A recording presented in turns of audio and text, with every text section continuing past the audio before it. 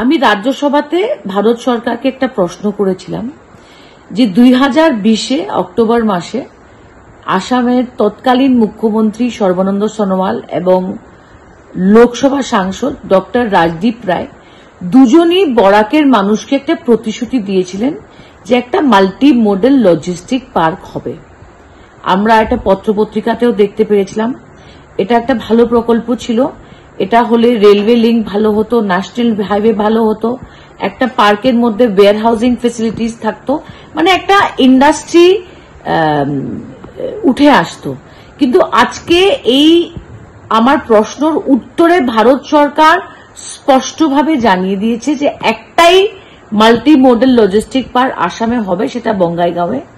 বরাকে কোনো ধরনের প্রকল্প কোনো প্রপোজাল নেই এবং এই প্রতিশ্রুতি যেটা 2020-এ সোনোয়ালজি এবং ডক্টর রাজদীপ রায় টুইটারের মাধ্যমে আমাদের জানিয়েছিলেন, এটা একটা মিথ্যা প্রতিশ্রুতি ছিল।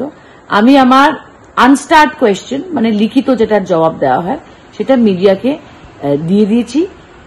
শিলচরের জনসাধারণকে বলছি, বরাকের জনসাধারণকে বলছি, এটা একটা অত্যন্ত গুরুত্বপূর্ণ খবর।